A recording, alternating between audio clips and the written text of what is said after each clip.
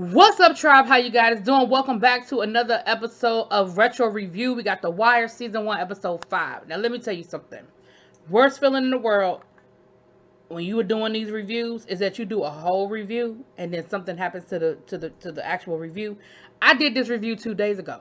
It was 30 good minutes long, okay? I was giving y'all some good review. And the video just disappeared. I don't know where it is. I spent a whole day looking for it. And then I was like, you know what? I don't even have the energy to redo it right now. So I didn't do it yesterday. But here it is. I got it ready for y'all now. I'm sorry for the delay, but let's go. Okay? So this episode is called The Pager. Now, you know, I normally don't get too much into the titles of episodes, but in this case, they're very apropos. So this one is called The Pager. So we start this episode off, we see Avon. He at one of his chicks' houses, and we see how meticulous he is and how careful he is. He is very cognizant of the fact that at any moment in time, if he get caught slipping, somebody can come for him. The phone rang and there was nobody on the other end. He immediately got nervous. He looked out the window. Weebay was on his way to come and get him. He looked out the window and he saw it was two dudes kind of hanging out a little bit further up the street. And he was like, yo, he told Weebay, yo, check that out. Weebay backed up the car, saw that the dudes wasn't really doing nothing too deep. Avon comes out, he comes running, gets in the truck, and he's like, yo, get that landline taken out of old girl house. And Weebay was like, how I'm just gonna take the phone line out of old girl house? Avon just gave him a look like, I really don't care how it happens, just make sure that it happens. So Weebay was like, yo, I think you being a little extra. Avon was like, so I don't have no enemies? That's what you trying to tell me? You trying to tell me that ain't nobody out here trying to get me? Like, I'm gonna need you to understand where I am in this situation. And Weebay was just like, all right, man, all right, cool. But this scene was important to understand that Avon legit thinks like that he legitimately thinks about that next step and how somebody can get him and how somebody can catch him slipping. Like, it's not no fluke that it's so hard to break his codes. You know what I'm saying? But anyway, so Omar is back in action, you guys. Omar is getting ready to rob another crew, and him and his two co-conspirators are figuring it out. They've drawn a map. He's telling them, look, we're going to do this, we're going to do that, we're going to come around here. And then this episode had actually two of my favorite scenes out of the whole season 1. And this first scene is where Omar is walking down the middle of the damn street with a sawed-off shotgun and a bulletproof vest, whistling, I want to say it's Pop Goes the Weasel. And the corner boys, they get the running, honey. And he had already figured out that he knew they were going to run right into his trap. He catches them in the alley. He robs them. Boom, boom, boom. So then we down into the dungeon. We back in the boiler room. The judge comes down there. The DA is down there swearing all of them in. They got their warrants for the cell phone records or whatever it is that they doing. Bunch of paperwork. But the judge sees basically, okay, so y'all really, I think it's the affidavits to get the warrants, whatever it is. Anyway, bunch of paperwork, child. But the judge sees, okay, they really have y'all down here in the dungeon. Like, they really treating y'all like some stepchildren. But they're slowly but surely creeping their way through. One thing that's funny that I'm picking up reviewing this, the way we're doing it, is you're seeing the crumbs come together. You're seeing the crumbs come together, right? And it moves faster now that we're doing one episode every couple of days versus, once a week over a matter of weeks. But it's the affidavits for the clone of the pager. My bad. It's the affidavit for the clone of the pager. So they now are able to clone D'Angelo's pager. So any phone call he gets, any page he gets, they able to pick it up. So they're like, okay, we are there. We got it working out. Now, oh, wait a minute. So next we're down to the low risers. We got Bodie, we have D'Angelo, and we got the other dude. I don't know why I can't remember that little boy name. But anyway, we got the other dude down there. And the two of them are arguing about, not D'Angelo, but the other two are arguing about how you can and cannot catch HIV. Can you catch it through oral sex? And they start talking about who he want to have sex with and how the chick she done ran through and he need about 20 condoms. You know, the stuff that guys talk about, you know. Weebay looks up and Michael B. Jordan is playing with a Thundercat doll or some shit, and he's not really paying attention. Weebay decides he gonna throw a bottle at the boy's head. And immediately D'Angelo gets in Bodie's face and they about to go at it, but then D'Angelo gets a text and he gotta go find a payphone. Ooh, I remember being a slave to the payphones, child. Anyway, but we know it's clear that Bodie and D'Angelo, they don't like each other. There's definitely a competition there, and there's, you know, clearly. Now back down in the boiler room, they are watching the clone, because now D'Angelo's getting texts and they're watching the clone.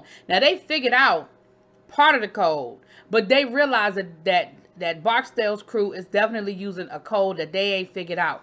Now, Pastrami Sandwich, aka Presbolowski, he's down there because, of course, he's still on death duty and he don't know nothing. And he's paying attention and he's peeping it. And he decides that he wants to try to figure out the code. So we see him later on in the episode. He is photocopying the front of the phone because he said there's got to be a code here. We got to figure it out. So we're going to get back to that. So the clone is garnering them some information, but not quite the information that they need.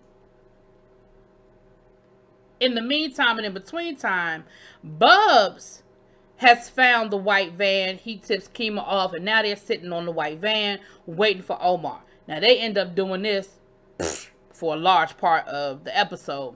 Now, while Kima and McNulty are talking and they're sitting on the white van, they start to get to know each other a little bit. And what we find out in this episode is that McNulty, I'm out of order, y'all, but I'm giving y'all what happened, okay? I'm a little out of order, but I'm giving it to you. We find out that McNulty is supposed to be spending the weekend with his boys, right? He comes home in a drunken stupor, but he has got the place he has bought furniture and things from the place I like to call a little piece of hell, IKEA. If you have ever tried to put together some furniture that you have purchased from IKEA, I'm telling you now, you understand what I'm saying. But he's putting together the beds. Of course, he's half drunk trying to get it done. He gets frustrated. But when we finally get to see it, he has done a great job. He's got the bunk beds for the boys. He's decorated their room. He even has posters on the walls and a rug on the floor for the boys. He goes to pick the boys up, and they are MIA. They are nowhere to be found. His wife has taken the kids away. They're not where they're supposed to be, and he ends up getting stood up and not being able to spend the time with his boys. So, that's the personal business that we see going on with them in this episode. We also see Stringer Bell makes a visit down to the low risers, and he has a little conversation with D'Angelo. He says, listen, D, you know, you got robbed, okay? It is what it is. It happened. But what we need to do is make sure it does not happen again. You got to tighten some things up around here. And as far as I feel like, I'm feeling like you got a little snitch in your group. And D'Angelo was like, I got a what? He was like, ain't nobody around here.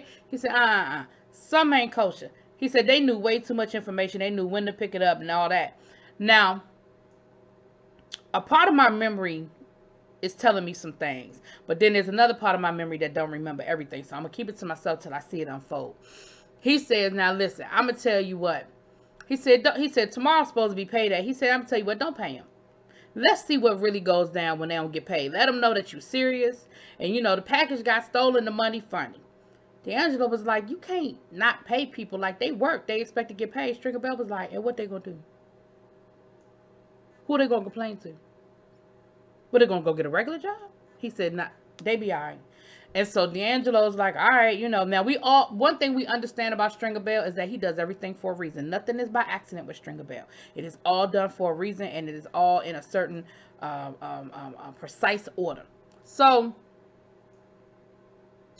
anyway, we see that going down to the low rises. Now, on the flip side, again, I'm out of order, y'all, but I'm telling you what went down. Bubs ends up going to visit his friend. Now, his friend is now in hospice. And that immediately should let you know that something ain't too kosher, that he's down into the hospice. But he's out of the hospital, thank God. He's awake. But we see that he has a colonoscopy bag. And Bubs is like, how long you gonna have to wear that? And the dude don't answer him, which kind of makes you think that that's a permanent situation, and they beat him that bad that that is a permanent situation. Um, we also found out that while he was in the hospital, he got tested, and they found out he's HIV positive. So his attitude is really like, it is what it is. It was what it was. And Bubs is like, well, you know, I'm getting them boys back. Don't worry about it. I'm getting payback for you. He was like, what you mean you getting payback? He said, I got the police on them. And so he was like, Buzz, wait a minute, like that you breaking code. Like you can't be pulling the police on them. That's the code. Buzz was like, listen, I don't really care about the code. Like what they did to you was uncalled for, and look at you. You permanently fucked up, basically. And the boy was like, yeah, well, you know, I'm in NA and I'm doing this and I'm doing that. But then he turns around and gonna ask Bubs, well, when is the next, who got the best package on the street? I'll be out of here next week. So, you know, you see that situation. And, of course, Bubs feels, he has a lot of guilt. He really feels like a lot of that is his fault, that, you know, about how that went down or whatever. But, you know, hey, he told him, he said, listen, that wasn't on you. That was on me. I fucked up, you know, but it is what it is. And basically at this point, hell, I'm fucked up. I got HIV. What is it going to happen? You know, what's it going to be? Now, on the flip side, we see D'Angelo and Avon go visit an uncle, and he's in hospice as well. And the impression is that he also is HIV positive, because they show the lesions and the facility that he's in. It looks a little, you know, it looks like that. So, but what we find out is Unc was the man. And Avon is giving, you know, D'Angelo, you know, he always trying to give him some words of wisdom. And he's telling D'Angelo, he said, listen, he said, understand something, that all it takes is 1 minute you slipping and you get caught up. He said, my uncle, you know, Uncle was the man. He was running streets. He was doing that. And now look at him. And I mean, he looked bad. And you could definitely see that D'Angelo was uncomfortable. You know, he didn't feel comfortable with the facility where they were. And he said, yeah, your mom wants me to put him in a private facility, but I keep telling her, we not legit enough to be throwing around that kind of money. Like, we ain't washed enough money to be able to put him in a private facility and pay the kind of bills that we gonna have to pay. Now, back down to the low risers. It's at night, and Bodie is, you know, on his dirty ass orange couch chilling, and here come Carver and Herc rolling up on him. And they end up, you know, arresting him, because remember, he's a fugitive, you know, because he broke out of the detention center, child. So they end up taking him back down there, honey, and they get him in the box. And this is my second favorite scene from season 1. I don't know what the rank is, but this is one of my favorite scenes. And Carver is trying to play good cop. And at first, you know, D'Angelo's giving him shit like, whatever, don't say nothing to me. You kiss my ass, you know, doing all those things that Bodie is going to do. I say D'Angelo, I meant Bodie. Do all them things Bodie was going to do. So then Carver says, look, man, you know, I grew up in where you grew up, and I know what it's like. And you could tell that D'Angelo is not really falling for this. I mean, goddamn, Bodie is not really falling for this. But Bodie starts playing along with him. He's like, for real, man? You from where I'm from? Oh, okay, yeah, for real. He said, yeah. He said, yeah, man. He said, look, I'm just trying to help you. I'm just trying to, you know, I'm just trying to be here for you. So D'Angelo, he says, so if I do something for you, what you gonna do for me, Bodie? I keep saying D'Angelo, Bodie. Carver was like, well, what you know, what you need? If you do something for me, I got you. What you want?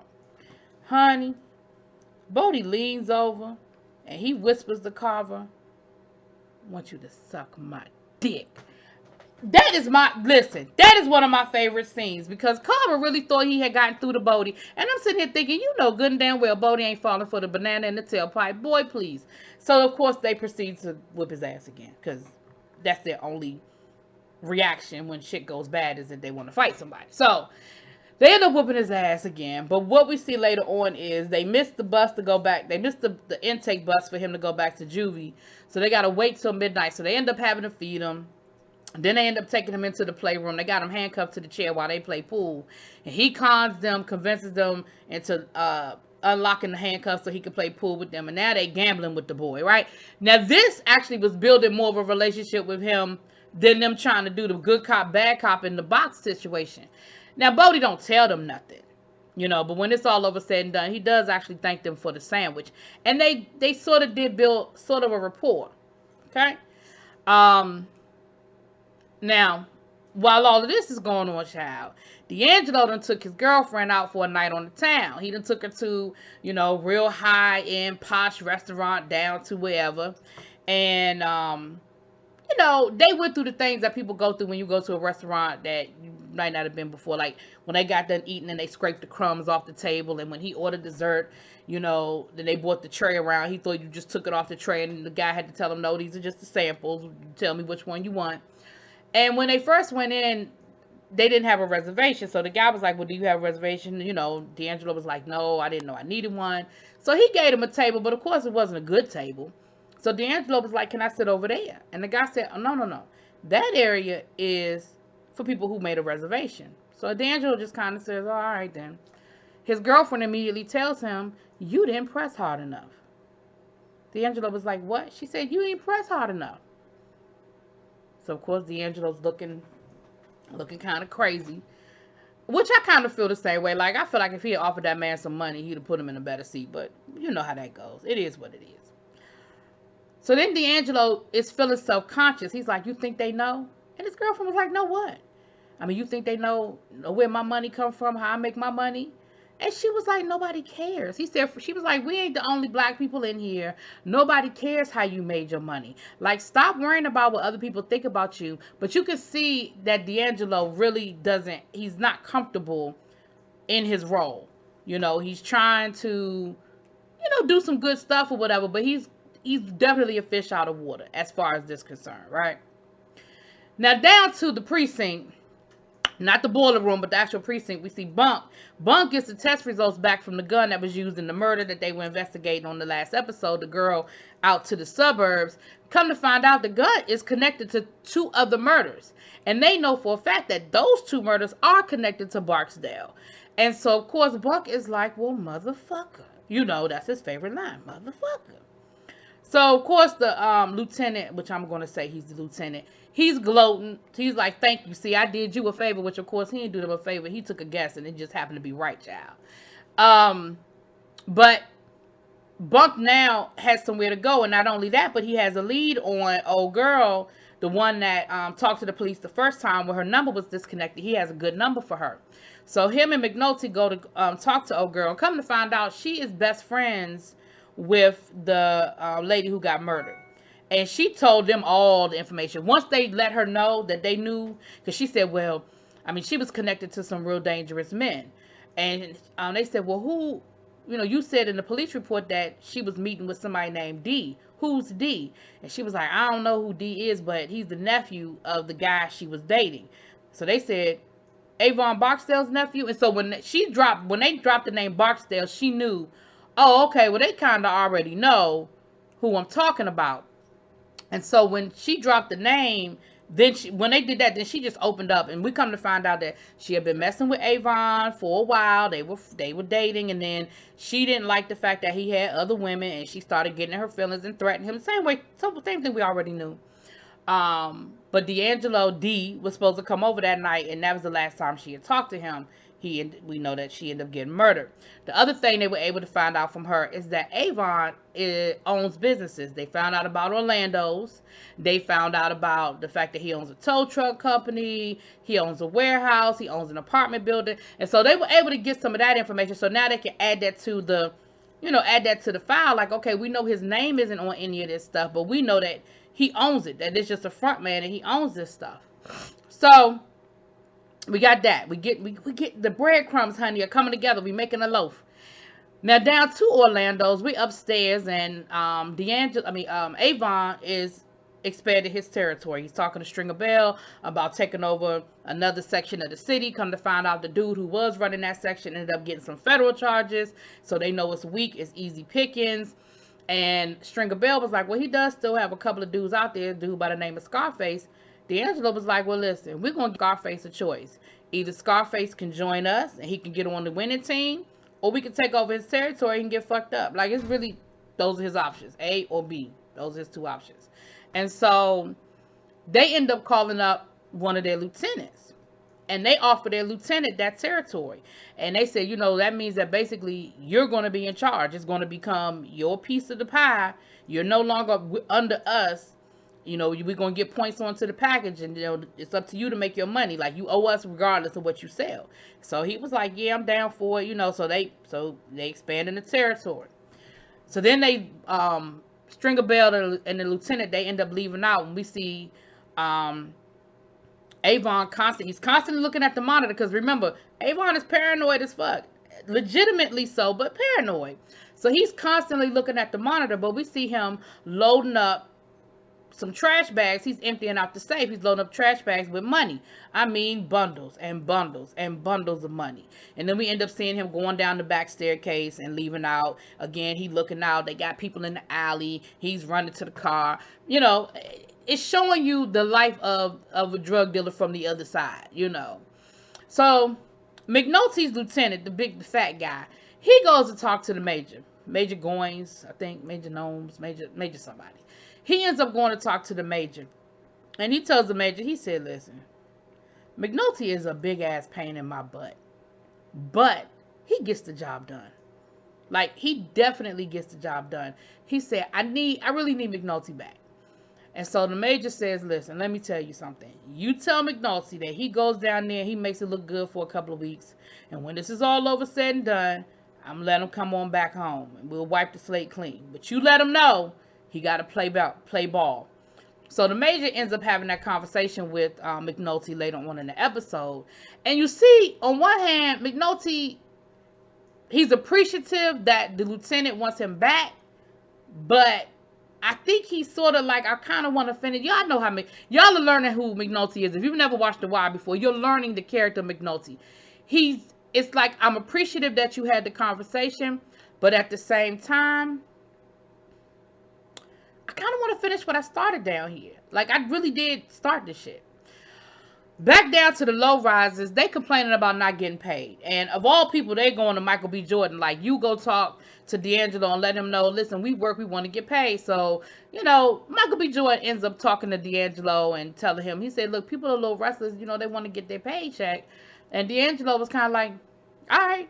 But he didn't give him no money, and he didn't say nothing more definitive. Now, the other dude I found was very interesting that he played to the sideline. He ain't say nothing. He stood close enough to hear the conversation, but he did not contribute anything to the conversation. And I found that very interesting, because I was like, you just going to let you just going to let Michael B. Jordan take all the heat, honey. Anyway, child. So we down to Orlando's. D'Angelo comes through Orlando's, and him and Orlando end up having a conversation. Both of them talking too damn much. But Orlando talking to D'Angelo talking to Orlando, saying, listen, man, I know you got it made up in here. You know, you running the club. I know you got it going on. And D'Angelo was like, I am just a front man. Your uncle got me on a tight leash. Like, I just run the club. That's it. D'Angelo was like, what? He said, yeah. He said, the lieutenant, you know that dude, he got some property. Orlando said to D'Angelo, well, I know you good to go. And D'Angelo was like, nah, I'm on salary like everybody else. He was like, what? He said, well, you know, your uncle just gave some new territory to old boy over there. And of course, D'Angelo was like, what? He did what? Orlando was like, oh, well, I thought you knew, nigga. He said, you know, everybody trying to make money. I don't know why your uncle playing things so close. Like, everybody trying to make a little extra change. So some seeds are being planted, okay? Peep it. Some seeds are being planted. Now, the other thing we see is D'Angelo's little friend, the dancer at the club. She getting into it with a dude. Remember, she always trying to get somebody to buy her some drinks and stuff. Because, you know, they had a quota to keep, honey. So something went down where she's trying to scam that man out of his drinks. He like, look, I already paid for the drinks. You're trying to get more money out of me. Then the bouncers was going to put him out the club. So she ended up giving him his money back. Like you saw, she sort of had a little heart. She ended up giving him his money back. So then D'Angelo ended up giving her money. And she said, you know, I normally don't date people from the club. He was like, but she said, but you know, I'll make an exception, you know. So we have Kima, McNulty, and Daniels. They make a trip. Is it Daniels or Freeman with them? It's Daniels. They make a trip down to Orlando to see what's going on. Now, they in the car. They ain't going in, obviously. But they peeping it like, so this is, you know, this is his club. He runs it. They trying to get the lay of the land, see who's coming in, who's going out, that kind of thing, right? All right. Now, let's get back to Omar. Omar and his crew are planning another heist, right? And they'll wait. Oh, I forgot. See, knew I was gonna forget something. When Avon was with Stringer Bell down to the club when he got the money and stuff, he also got a text from Weebay letting Weebay know that they had found the third dude that robbed him. They didn't find Omar. They didn't find Omar's boyfriend. They found that third guy. So of course they went and took care of it, you know. And they ended up finding him. Even though he had on a bulletproof vest, honey, they found him shot to death. And they said that he was shot with like 3 or 4 different guns. So like they definitely got him. But of course Omar and them don't know that. So they getting ready to go on another heist and they trying to figure out where to do that. They like, you know, he's normally on time. But they said, oh well, we can't wait for him. We gotta go, you know, take care of business. So they go out and they run another caper, not realizing that old boy done got caught up. He done got killed. Now back down to the boiler room, Mr. Pastrami Sandwich, aka Prez Balowski, he has figured out the code. And Kima and McNulty come in there, and he was like, look, I paged y'all. And they were like, no, you didn't. He said, yes, I did. I paged y'all. Y'all didn't get a number, a ... Kima said, yeah, but I tried to call it back, and it was bogus. Like, it didn't work. Now, those were the same numbers that were popping up on the pager, the clone. But they couldn't figure out the code. Prez Balowski then sat there and figured out the code and how they're doing it. He said, listen, they're not doing no complex algebraic formulas because they know that them kids down in the projects can't do it. They can't consistently do the math. All they're doing is skipping over the 5. And when you skip over the 5, and he showed them the code and how to figure it out. So once they did that, then they went back to the clone and they were able to put those numbers in and they were able to see what the real number was. Honey, it was a hootin' tootin'. And so now they cooking with grease. Thanks to, pastrami sandwich. They cooking with grease. So we see, hold on. So finally, after they've been sitting on this van the whole episode, Omar finally moves the van when he knows the police are following him. And he leads them to the cemetery so they could go have a chat. And McNulty and Kima are with them and they follow. And, they were like, should we call for backup? And McNulty was like, nah, let's wait and see. Let's wait and see where he's taking us. Because he clearly knows we're behind him. So let's wait and see how this plays out. So they get there. Omar and the boyfriend, they get out the car. They holding up their hands, letting them know, listen, we don't have no weapons. Don't shoot us. And Kima and McNulty, they introduced themselves and they said, listen, we got a common enemy. Like, y'all been going after Barksdale. We trying to get Barksdale. How can you help us out? Omar was like, yeah, Omar ain't no snitch. Oh, he likes to talk in third person as well. Omar ain't no snitch. He said, so I really don't know how I can help y'all out. And they said, well, you can help us out because basically we not here to hassle you. We just try to get some information on how we can, what you can help us out with Barksdale. So McNulty lets it drop that he knows his brother, I know your brother, like when he was down to the such and such and such and such. And Omar was like, I'll tell you what. They said, well, I'll tell you what. If you ever need anything, here's my name. You drop our name and we'll see, we'll come through. We will owe you a favor. Omar was like, all right. So right before they getting ready to leave, they let Omar know. They said, yeah, oh yeah. So, did y'all know so-and-so? And of course they not letting it on that they know this dude, but McNulty let it out. The dude was killed. He got murdered. And of course their expression showed, but they didn't say nothing. So now they know that their partner in crime, he ain't show up for the caper the night before because his ass was dead. But they definitely established a relationship. Everybody got back in the car and they left, right?